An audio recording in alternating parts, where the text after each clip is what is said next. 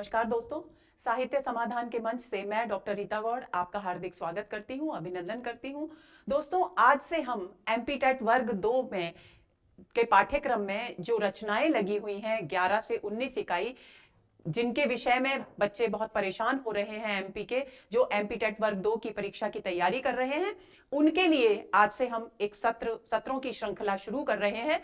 और उसमें हम सबसे पहले उठा रहे हैं कविताएं, और जो कविताएं YouTube पर पहले से पढ़ाई जा चुकी हैं, उन कविताओं को अगले सत्र में मैं आपको बता दूंगी कि कौन कौन सी कविताएं हम पहले पढ़ा चुके हैं, ताकि आप उनसे अपनी पकड़ मजबूत कर सकें और उन कविताओं को समझ सकें। और जो कविताएं नहीं पढ़ाई गई हैं, मेरी पूरी कोशिश रहेगी कि मैं इन सत्रों के जरिए वो सारी कविताएं आपको पढ़ा दूं। तो चलिए शुरू करते हैं आज का सत्र। और आज के सत्र की शुरुआत कर रहे हैं हम महादेवी वर्मा की एक बहुत ही प्रसिद्ध कविता, मैं नीर भरी दुख की बदली।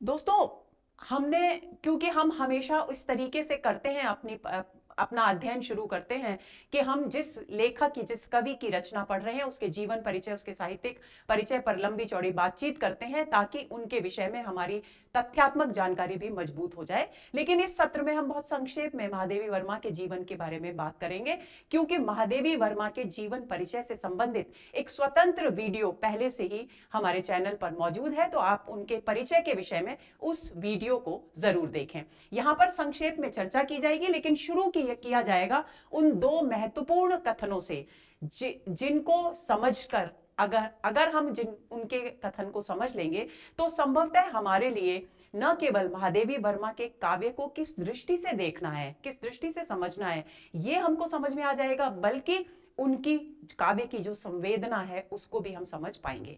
तो चलिए शुरू करते हैं सबसे पहले डॉक्टर बच्चन सिंह के कथन से। बच्चन सिंह लिखते हैं कि उनकी काव्य यात्रा, उनकी यानी महादेवी वर्मा की काव्य यात्रा तमसो मां ज्योतिर्गमय की ही यात्रा है। वह मृत्यु के पार जीवन से बेखबर नहीं है। फूल कांटों में खिलते हैं, जीवन दीप का बुझना निसर्ग सिद्ध है, जलना उसका रहस्य है। महादेवी को इसी रहस्य की तलाश है और जीवन इसी का नाम है। बहुत ही गहराई से बच्चन सिंह ने महादेवी वर्मा के काव्य की संवेदना पर टिप्पणी की है। अब इस टिप्पणी को हम समझ लेते हैं। वे लिखते हैं, बच्चन सिंह लिखते हैं कि उनकी काव्य यात्रा, यानी जिस दृष्टिकोण को आधार बनाकर महादेवी वर्मा ने अपने काव्य का सृजन किया है, वो यात्रा, उसके मूल में कौन सा भाव विद्यमान है? तमसो मां ज्योतिर्गमय। तमसो मां ज्योतिर्गमय एक पंक्ति है, एक सूत्र वाक्य है जो उपनिषदों में मिलता है, और इसका अर्थ है कि हे प्रभु, मुझे अंधकार से प्रकाश की ओर ले चलो। तो अंधकार से प्रकाश की ओर ले चलने का जो आग्रह है, जो विनती है, जो प्रार्थना है, वो तो एक साधारण सा अर्थ है। यहां उसका एक और अर्थ उभर कर सामने आ रहा है कि मुझे इस विकृतिपूर्ण, तमसपूर्ण संसार से ज्योतिर्मय यानी सद्वृत्तियों के संसार की ओर ले चलो। यानी डॉक्टर बच्चन सिंह के अनुसार महादेवी वर्मा के काव्य की जो विशेषता है, काव्य की जो मूल संवेदना है, जो यात्रा है, वो कैसी है? विकृतियों से मुक्त होकर सद्वृत्तियों की ओर प्रस्थान करने की भावना, यानी जिसमें सारे के सारे मानवीय मूल्य समाहित हो जाते हैं। आगे वे लिखते हैं, वह मृत्यु के पार जीवन से बेखबर नहीं है। यानी महादेवी वर्मा के काव्य से यह स्पष्ट होता है कि मृत्यु के बाद भी कुछ ऐसा है जो हमारे मन में उसे जानने की जिज्ञासा उत्पन्न करता है। ये जिज्ञासा भी उनके काव्य में स्पष्ट होती है, ध्वनित होती है, और यही कारण है कि उनके काव्य में रहस्यात्मकता हमें दिखाई देती है। आगे वे लिखते हैं, फूल कांटों में खिलते हैं, जीवन दीप का बुझना निसर्ग सिद्ध है। यानी कुछ एक जीवन के, सृष्टि के ऐसे सत्य हैं जो महादेवी वर्मा के काव्य में निरंतर अभिव्यंजित और अभिव्यक्त होते रहे हैं। उनमें से पहला बिंदु है, जीवन का पहला सत्य है कि फूल कांटों में खिलते हैं। फूल कांटों में खिलते हैं का अर्थ क्या है? इसका व्यंजित अर्थ क्या है? इसका देखिए, इसका साधारण अर्थ तो यह है कि फूल है तो सृष्टि में कांटे भी हैं। यानी इसका व्यंजित अर्थ क्या हुआ कि संसार में, जीवन में, इस सृष्टि में, इस अखिल ब्रह्मांड में यदि आनंद के क्षण हैं, आशा के क्षण हैं, उल्लास के क्षण हैं, तो निराशा के क्षण भी हैं, विषाद के क्षण भी हैं। यानी यदि आनंद है तो संघर्ष भी है। दोनों विपरीत स्थितियों के बीच से ही जीवन विकसित होता है, ये सारा संसार विकसित होता है। ये दूसरी मूलभूत चेतना है जो महादेवी के काव्य में हमें दिखाई देती है। पहली बात हुई तमसो मां ज्योतिर्गमय की ओर जाने की बात, दूसरी बात मृत्यु के रहस्य को जानने की जिज्ञासा, और तीसरी बात फूल कांटों में खिलते हैं, यानी जीवन में विपरीत परिस्थितियां, निरंतर विरोधात्मक जीवन है, सृष्टि विरोधात्मक है, जड़ चेतन जगत है, जड़ और चेतन परस्पर विरोधी हैं, रात दिन विरोधी हैं। तो इस तरह से विरोधी परिस्थितियों के बीच से गुजर कर ही ये जीवन, ये जगत विकासमान होता है। तीसरा बिंदु ये हुआ। चौथा बिंदु क्या हुआ? जीवन दीप का बुझना निसर्ग सिद्ध है। निसर्ग सिद्ध का मतलब क्या है?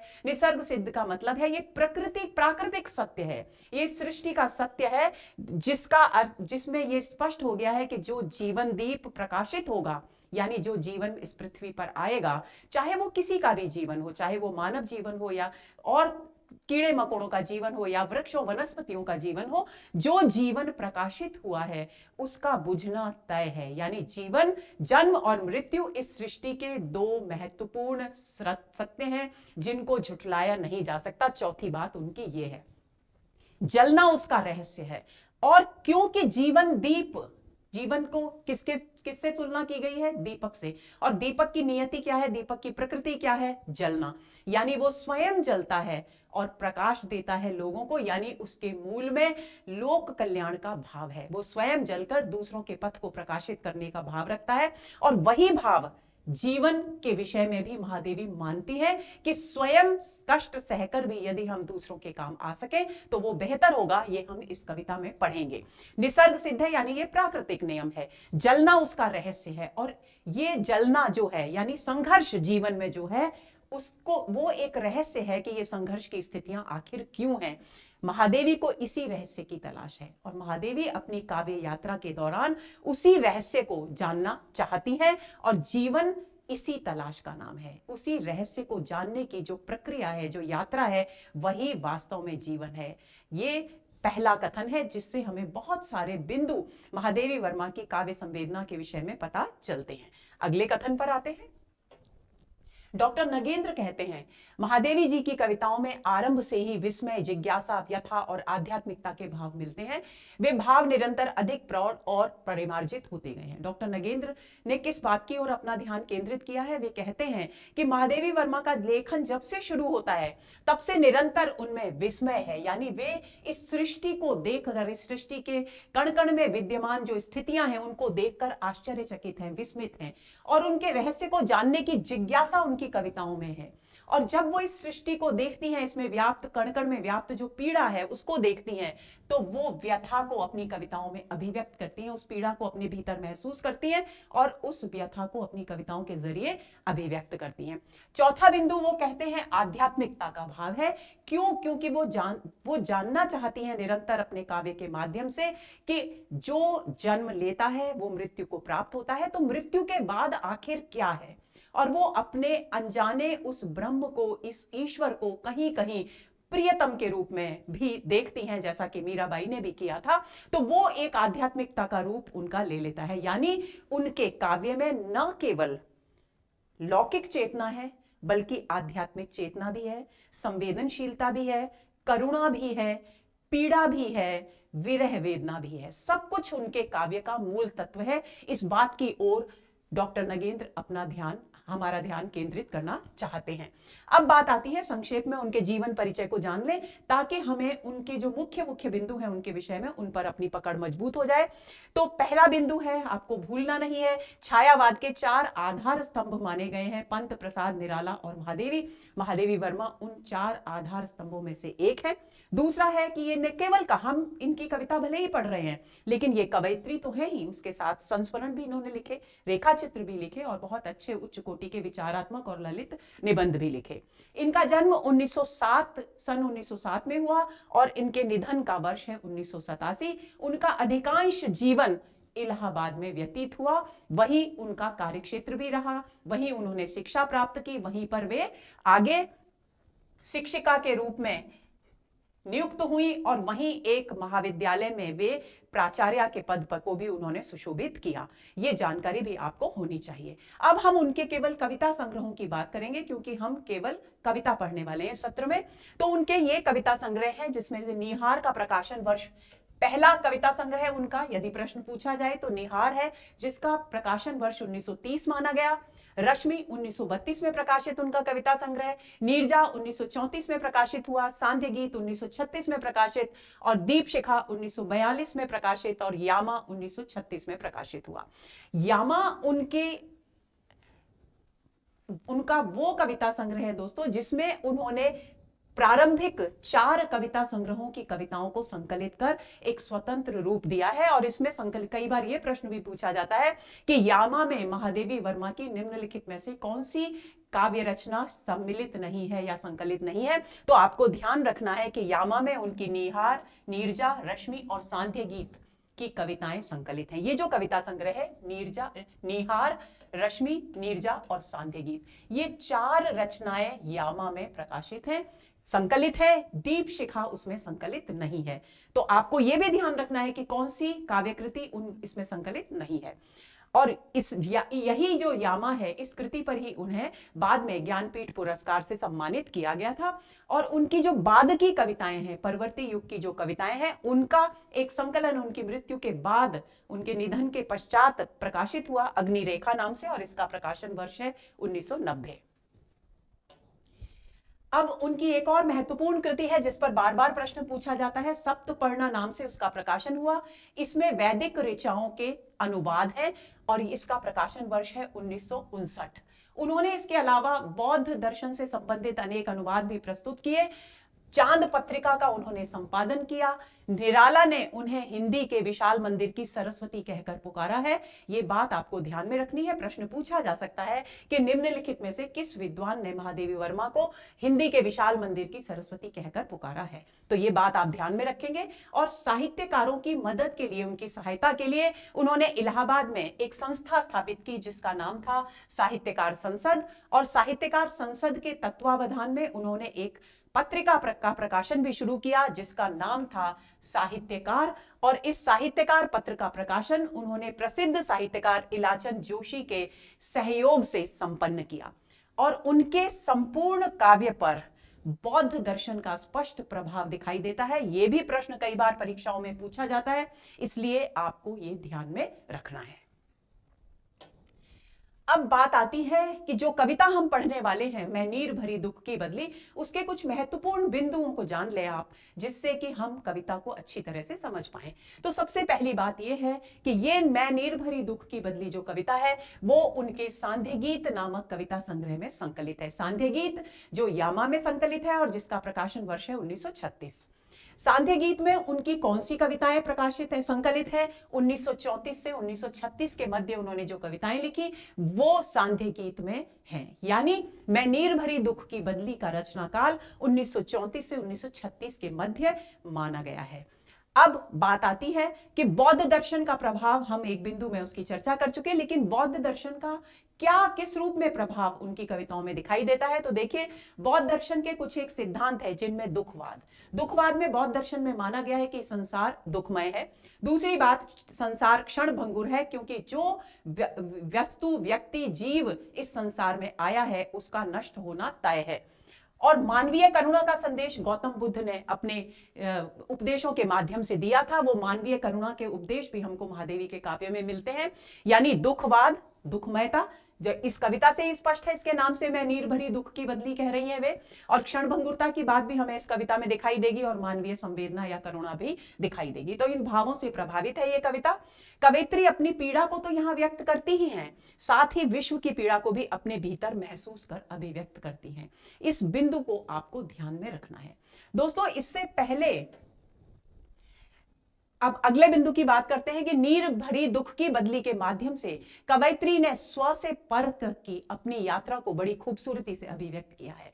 क्या है ये स्व से पर तक की यात्रा? इसका मतलब है कि वे पहले अपनी पीड़ा से शुरुआत करती हैं कविता की, और उसके बाद उनकी वो पीड़ा संपूर्ण विश्व की, संपूर्ण सृष्टि की पीड़ा में विलय हो जाती है, विलीन हो जाती है, यानी विस्तृत होकर वो रूप धारण कर लेती है विश्व की वेदना का। इस बात को हमें ध्यान में रखना है। कामायनी में भी जयशंकर प्रसाद अपनी पीड़ा से, अपने दुख से चिंता सर की शुरुआत करते हैं और कि मैं चिंता की पहली लेखा, या हिमगिरी के उत्तुंग शिखर पर बैठ शिला की शीतल छां, एक पुरुष भीगे नयनों से देख रहा था प्रलय प्रवाह। यानी संघर्ष से, एक व्यक्ति के, एक पुरुष के संघर्ष से शुरू होती है कामायनी, और जब आनंद सर्ग में आते हैं तो श्रद्धा उन्हीं मनु को समझाती है, औरों को हंसते देखो मनु, हंसो और सुख पाओ, अपने सुख को विस्तृत कर लो, सबको सुखी बनाओ। यानी इसका अवसान भी, कामायनी का जो समापन है वो भी कहां हो रहा है? विश्व वेदना में हो रहा है, विश्व के प्रति संवेदनशीलता में हो रहा है। और वही स्थिति महादेवी वर्मा के काव्य में छायावाद की एक बहुत ही अभिन्न विशेषता है जो आपको भूलनी नहीं है, और यही है कवि की स्व से पर तक की अपनी यात्रा। अगले बिंदु पर आते हैं। कुछ विद्वानों ने इस कविता को विरह वेदना से जोड़ा है, तो कुछ ने इसे नारी जीवन की पीड़ा से जोड़ा है। दोस्तों, बहुत सारी पुस्तकों में मैंने इस कविता की मूल संवेदना के विषय में अध्ययन किया, और मुझे समझ में आया कि कहीं पर इसे महादेवी वर्मा की विरह वेदना से जोड़ा गया है, कहीं पर यह जोड़ा गया है कि नारी के जीवन में जो कुछ संघर्ष, जो कुछ पीड़ाएं रही हैं शताब्दियों से, उन पीड़ाओं की ओर संकेत कर रही हैं महादेवी। लेकिन दोस्तों, मेरी दृष्टि में मैंने जो समझा इस कविता को, वो इन सब से थोड़ा सा अधिक विस्तृत है, क्योंकि स्व से पर तक की यात्रा की जब हम बात करते हैं तो महादेवी वर्मा कविता की शुरुआत तो अपनी पीड़ा से ही करती हैं, मैं नीर भरी दुख की बदली। लेकिन कविता में जब हम पढ़ेंगे तब आप देखेंगे कि किस तरीके से बदली के रूपक के जरिए उन्होंने सारे विश्व की पीड़ा को अपनी पीड़ा में समेट लिया है। तो चलिए शुरू करते हैं कविता। कविता की पहली पंक्ति है, मैं नीर भरी दुख की बदली। अब इस पूरी कविता में सबसे महत्वपूर्ण शब्द क्या है? बदली। बदली यानी बादल का छोटा सा टुकड़ा। अब हम बदली के खास बातों को ध्यान दे लेंगे, तो बदली के बातों को, विशेषताओं को हम जान लेंगे, ध्यान में रख लेंगे, तो कविता समझना हमारे लिए आसान हो जाएगा। सबसे पहली बात क्या ध्यान में रखनी है कि बदली का संबंध है वर्षा ऋतु से। दूसरी बात यह ध्यान में रखनी है कि बदली का काम क्या है? बदली का काम यह होता है कि वो एक तो छोटी होती है, बादल बड़ा होता है, और महादेवी वर्मा क्योंकि स्त्री हैं इसलिए वो अपने आप को दुख की बदली से निरूपित कर रही हैं, उसके माध्यम से निरूपित कर रही हैं।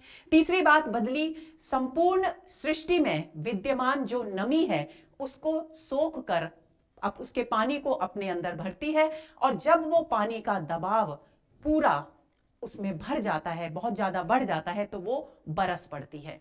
और उसका आकाश में कोई स्थान निश्चित नहीं होता, वो कभी यहां उदित होती है, कभी वहां बरसती है, तो ये कभी कोई निश्चित नहीं जान पाता। यानी बदली के स्वरूप में जन कल्याण की भावना होती है, क्योंकि वो पानी को सृष्टि से लेती है, संपूर्ण विश्व से लेती है, और जिस किसी भी कोने में उसका मन होता है वहीं पर बोझिल होने पर, पानी के दबाव से भर जाने पर बरस जाती है। और बरस कर न केवल फसलें लहलाती हैं, नदियां, तालाब, सरोवर इत्यादि पानी से लबालब भर उठते हैं, पूरे वातावरण में एक आनंदमय वातावरण हो जाता है। आप वर्षा ऋतु के वातावरण को ध्यान में रख लीजिए, पुष्प खिलते हैं, सर्वत्र एक नमी, एक सुहावना मौसम, शीतल मंद पवन बहने लगती है और सुगंधित वायु बहने लगती है। उन सब स्थितियों को वर्षा ऋतु की यहां पर कविता के माध्यम से उन्होंने स्पष्ट किया है।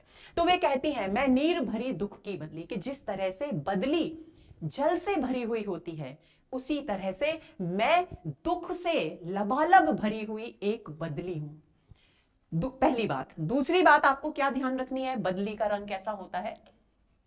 धुएं के रंग का या काला?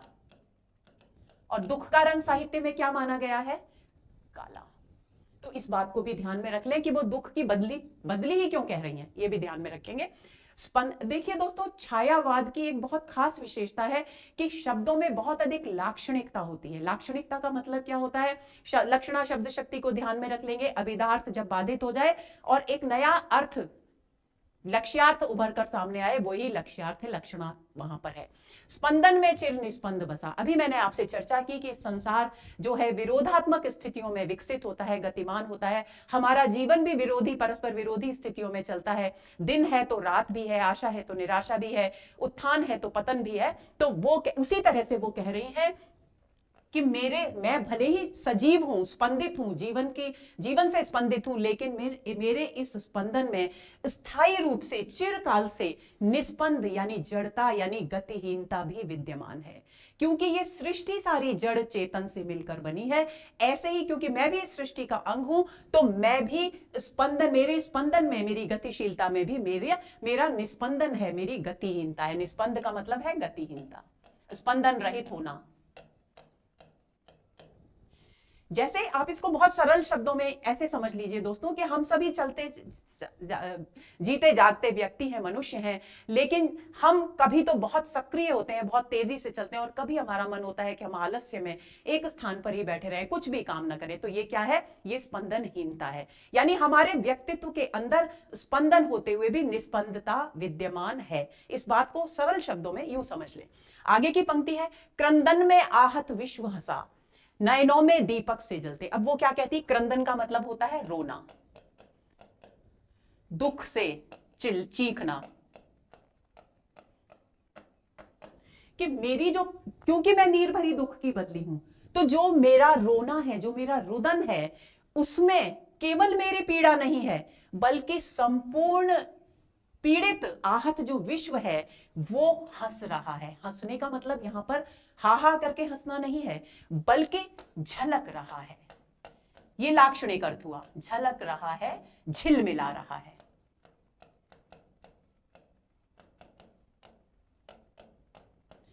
साहित्यकार कभी कभी रात्रि का वर्णन करते हैं दोस्तों, तो कई बार मैंने कई पुस्तकों में पढ़ा है कि वे कहते हैं रात के घने काले अंधकार में अचानक एक जुगनू हंसा। तो जुगनू कोई सचमुच में खिलखिलाकर हंसता थोड़ी, इसका मतलब है कि वो चमका।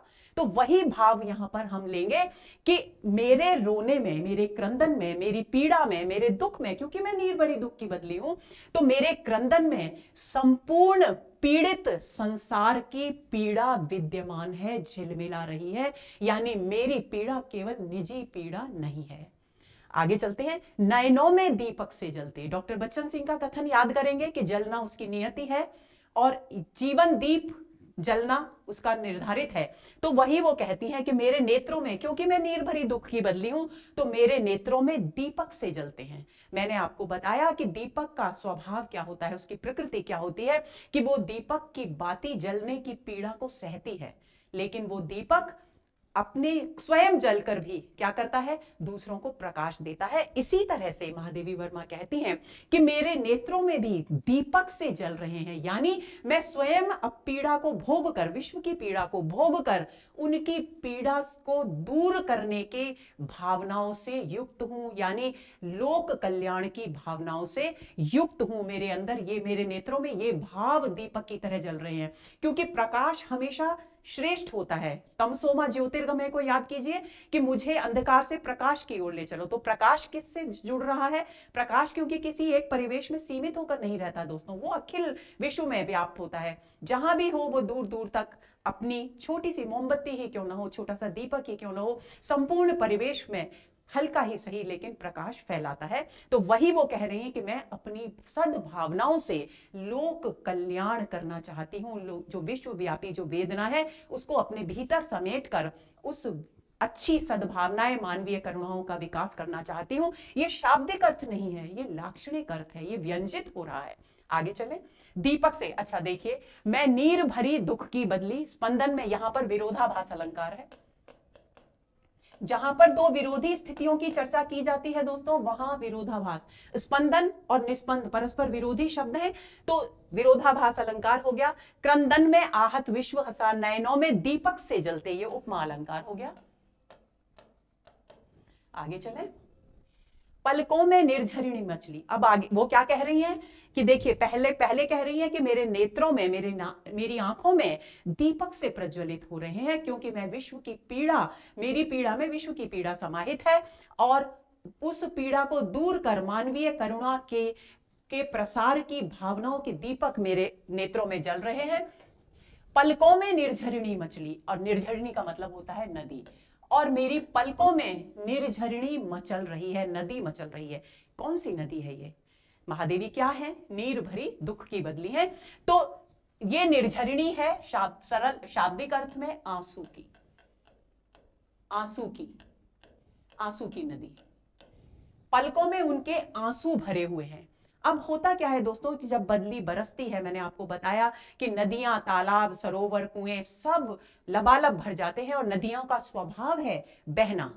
और जब वे बहती हैं तो जहां जहां से होकर वो उनका पानी गुजरता है, उनका प्रवाह गुजरता है, उस पूरे भूभाग को सिंचित करती हुई, खेतों को लहलहाती हुई, वातावरण को खुशनुमा बनाती हुई वे आगे बढ़ती हैं।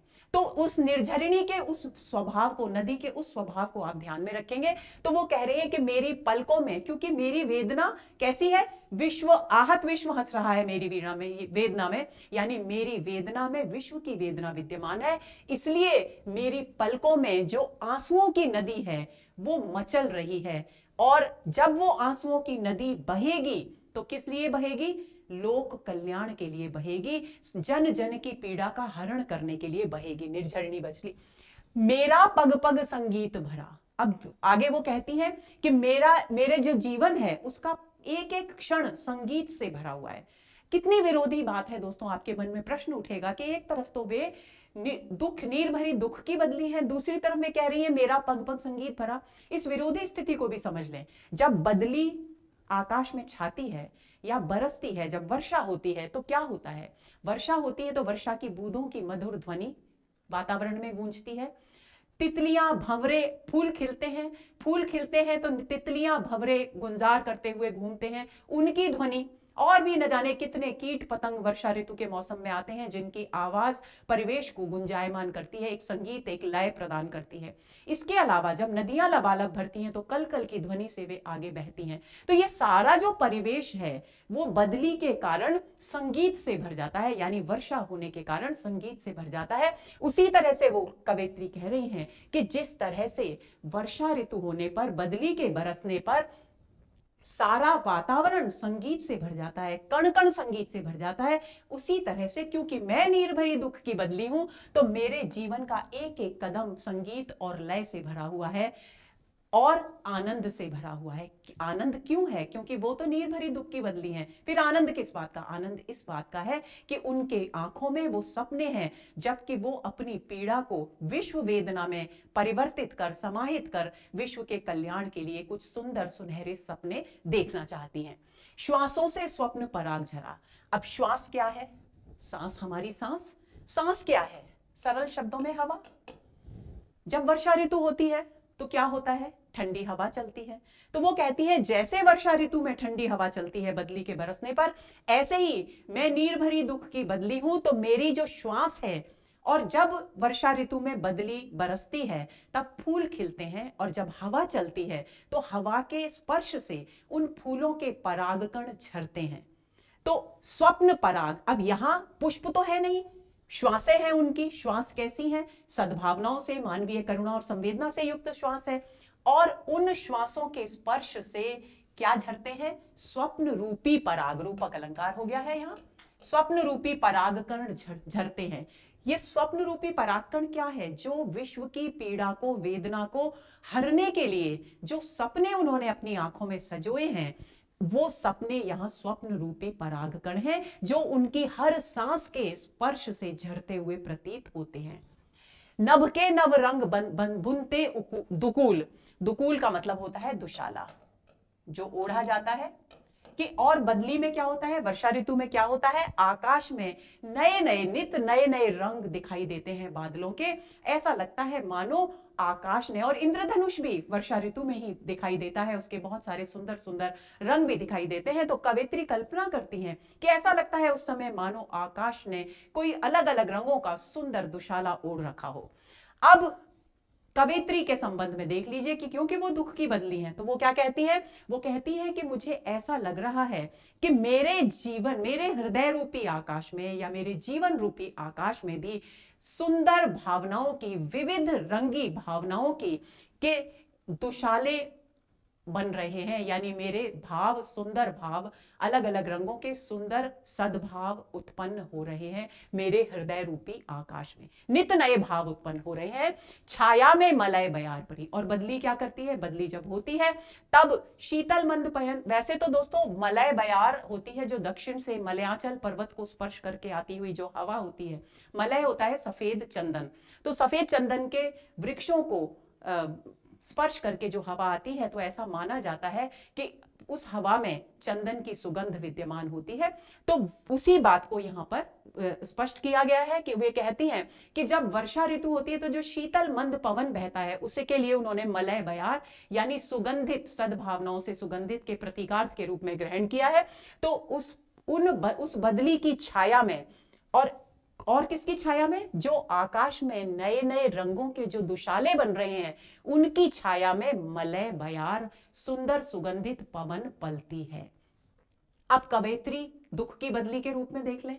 वे कहते हैं कि मेरे हृदय रूपी आकाश में नित्य लोक कल्याण की से संबंधित नई नई भावनाओं के अलग अलग रंग जन्म लेते हैं और उनमें, उनकी छाया में मेरी अंदर मलय बयार का संचार होता है, मेरे हृदय में मलय बयार का संचार होता है, यानी शीतल सुगंधित सौहार्दपूर्ण मानवीय करुणा से युक्त भावनाएं विकसित होती हैं। आगे चलें। मैं क्षितिज भ्रकुटी पर घिर धूमिल चिंता का भार बनी अविरल। और वे कहती हैं कि जिस तरह से बदली कहां उदित होती है, जहां पृथ्वी और आकाश मिलते हैं उसे हम क्षितिज कहते हैं। तो रूपक अलंकार है क्षितिज भ्रकुटी। भ्रकुटी यानी हमारी भौं है। तो क्षितिज रूपी भ्रकुटी पर वो कहती है कि मैं क्षितिज रूपी, जैसे बदली क्षितिज पर उदित होती है, ऐसे ही मैं क्षितिज रूपी भ्रकुटी पर घिरती हूं। कैसे? धूमिल, धुएं के रंग की, क्योंकि दुख है तो रंग काला है, तो धूमिल के रूप में यानी धुएं के रंग के रूप में या श्यामल वर्ण के रूप में मैं अपनी क्षितिज रूपी भ्रकुटी पर उगती हूं, उदित होती हूं।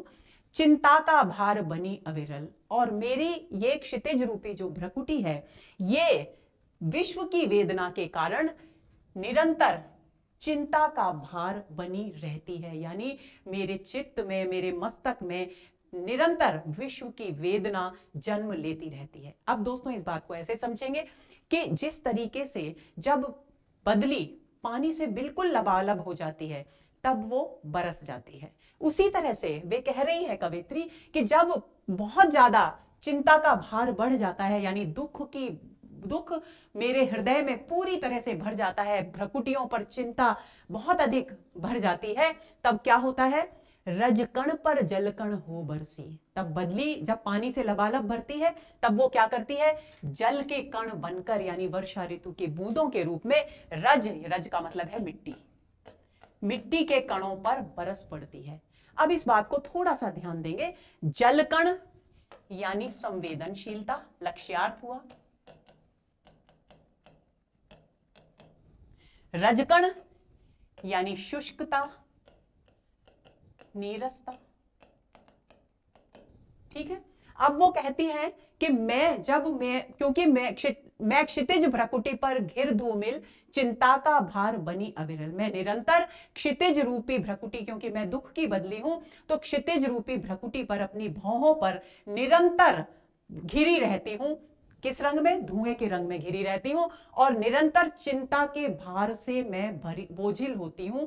और फिर क्या करती हूं? जिस तरह से बदली जल कण के रूप में रज कण पर यानी मिट्टी पर बरस जाती है, उसी तरह से मैं जो शुष्कता, नीरसता, जो संघर्ष, जो ताप है विश्व के प्राणियों में, उन सब पर अपनी संवेदनशीलता, अपनी करुणा के जलों के रूप में बरस जाती हूं।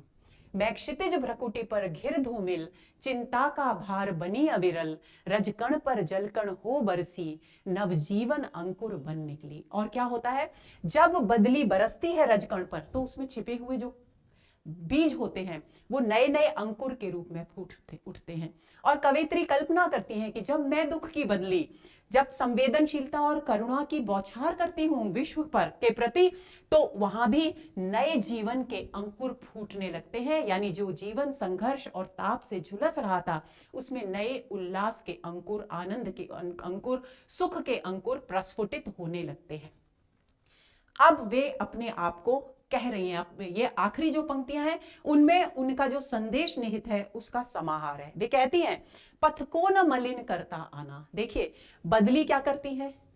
बरसती है तो जितनी भी गंदगी जहां कहीं भी होती है उसको बिल्कुल स्वच्छ कर देती है। पूरा वातावरण, यहाँ तक कि वृक्षों पर, पेड़ पौधों पर जो मिट्टी के कण होते हैं वो सब साफ चमकदार सारी वनस्पतियां हो उठती हैं। तो ऐसे ही वो अपने आप से कह रही हैं कि हे दुख की बदली अपने, कि पथ को न मलिन करता आना, कि कभी कोई ऐसा काम मत करना जिसकी वजह से किसी दूसरे व्यक्ति का, जो जीवन जी रहे हैं लोग, उनके मार्ग में कोई, जीवन के मार्ग में कोई बाधाएं उत्पन्न हो, कोई विकृतियां उत्पन्न हो, कोई मलिनता आए, ऐसा कभी मत करना। पथ को न मलिन करता आना, पथ चिन्ह न दे जाता जाना। और इन मनुष्य जब कभी भी मिट्टी में, जमीन पर चलता है दोस्तों, उसके पैरों के निशान होते हैं, लेकिन बदली के बरसने के बाद वो सारे निशान साफ हो जाते हैं। तो वो क्या कहती है, दूसरी उनकी इच्छा क्या है, एक तो उनका जीवन इस तरीके से हो कि वे किसी के मार्ग की रुकावट ना बने, किसी के मार्ग में, जीवन के पथ पर समस्या, कोई विकृति उत्पन्न ना करें, कोई मलिनता उत्पन्न ना करें। दूसरी बात, वे अपने पद चिन्ह छोड़ना नहीं चाहती। पद चिन्ह न दे जाता, पद है ये, पद चिन्ह न दे जाता जाना, कि और कोई पद चिन्ह मुझे, यानी यश लिप्सा कवित्री के है ही नहीं मन में, तो वे कहती है पद चिन्ह न दे जाता जाना। लेकिन केवल एक इच्छा है कवित्री की, क्या, सुधि मेरे आंगन की जग में सुख की सिहरन हो अंत खिली। वे कहती है कि मैं इस संसार के आंगन में मेरी सुधि यानी मेरी स्मृति, मेरी याद किस रूप में खिले, किस रूप में रहे, किसी महान व्यक्ति के रूप में नहीं रहे, बल्कि सुख की सिहरन के रूप में खिले, झिलमिलाए। तो कैसे सुख की सिहरन, यानी उनका कहने का मतलब है कि मुझे एक महान कवयित्री के रूप में या एक महान व्यक्तित्व के रूप में स्मरण न किया जाए, क्योंकि मैं कोई पद चिन्ह छोड़कर जाना चाहती ही नहीं हूं, मैं किसी के पथ की रुकावट बनना नहीं चाहती हूं। मैं सिर्फ इतना चाहती हूं कि संसार के आंगन में जब भी कोई मुझे याद करे तो उसके हृदय में एक सुख और आनंद की लहर उमड़ उठे, उसका चेहरा उस आनंद से खिल उठे। यानी ये क्या हो रहा है यहां पर, जो पीड़ा मैं नीर भरी दुख की बदली, यानी स्व की पीड़ा से शुरू हुई थी, वो कहां लय हो रही है, पर्व की पीड़ा में। क्योंकि वो अपनी मृत्यु के बाद भी क्या चाहती हैं कि उनको जब जब स्मरण किया जाए, जब जब याद किया जाए, तो याद करने वाले के हृदय में सुख की, आनंद की लहर उठे और उसका चेहरा उस लहर के प्रभाव से क्या होते, खिल उठे, मुस्कुरा उठे। यानी वे हर स्थिति में आनंद, सुख और लोक कल्याण की भावनाओं का विस्तार करना चाहती हैं। अब आगे वे क्या कहती हैं, विस्तृत नभ का कोई कोना मेरा न कभी अपना होना। वे कहती हैं कि ये आकाश इतना विशाल है और मैं हूं बदली, तो जिस तरह से नीर की जो बदली होती है उसका अपना कोई निर्धारित आकाश में स्थान नहीं होता कि ये बदली केवल इसी स्थान पर रहेगी, यहीं बरसेगी, ऐसा कुछ नहीं होता। जो बदली कल कहीं और है, आज कहीं और होती है, कल कहीं और होगी। तो उसी तरह से वे कहती है क्योंकि मैं दुख की बदली हूं, तो इस पूरे विस्तृत व्यापक आकाश में कोई मेरा निश्चित कोना नहीं है। अब यहां कौन सी भावना आ गई, वसुधैव कुटुंबकम की भावना, विश्व बंधुत्व की भावना आ गई, जो बौद्ध धर्म का एक महत्वपूर्ण संदेश है।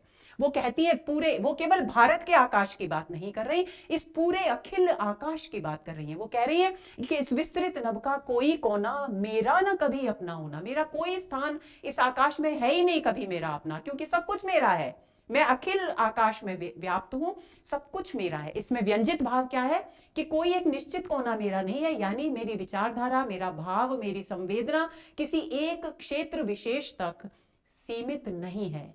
संपूर्ण सृष्टि, अखिल ब्रह्मांड मेरी उस संवेदनशीलता से युक्त है। मेरी संवेदनाएं संपूर्ण ब्रह्मांड के लिए हैं, सारी सृष्टि के लिए हैं। आगे चले।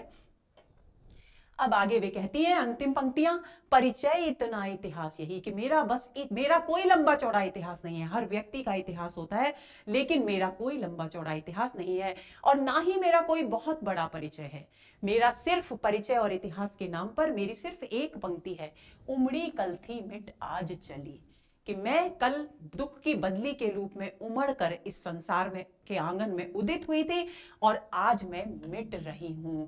कैसे मिट रही हूं, दुख की बदली के रूप में, विश्व की वेदना को अपने भीतर सहकर, समेटकर, अपनी संवेदना और करुणा के कण बरसाकर सारी विश्व वेदना को संभाल कर, सहेज कर, उसे सहला कर मैं आज विदा ले रही हूं। जैसे बदली आकाश में घिरती है, उमड़ती है और बरसकर विलीन हो जाती है, उसी तरह से लेखिका अपने व्यक्तित्व की कल्पना करती हैं। तो दोस्तों, ये जो बात है, उमड़ी कल थी मिट आज चली, डॉक्टर बच्चन सिंह का कथन कि प्रत्येक जो जीवन दीप है उसका निसर्ग सिद्ध है, प्राकृतिक सत्य है कि उसका समाप्त होना तय है, उसका अंत तय है। जिस जो जन्मा है उसकी मृत्यु भी होगी ही, यानी ये मृत्यु जो है जीवन का ध्रुव सत्य है।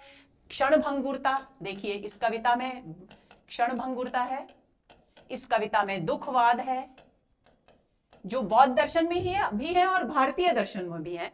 दुखवाद है, क्षणभंगुरता है, मानवीय संवेदना है और करुणा है। इसको आप चाहे बौद्ध धर्म का प्रभाव कहें, चाहे आप भारतीय संस्कृति के जीवन मूल्य कहें, भारतीय संस्कृति में भी ये है और बौद्ध दर्शन में भी ये है। तो ये हुई दोस्तों आज की मैं नीर भरी दुख की बदली कविता। उम्मीद करती हूं कि ये कविता आपको बहुत अच्छी तरह से समझ में आ गई होगी। अगले सत्र के इंतजार में रहिए। नमस्कार।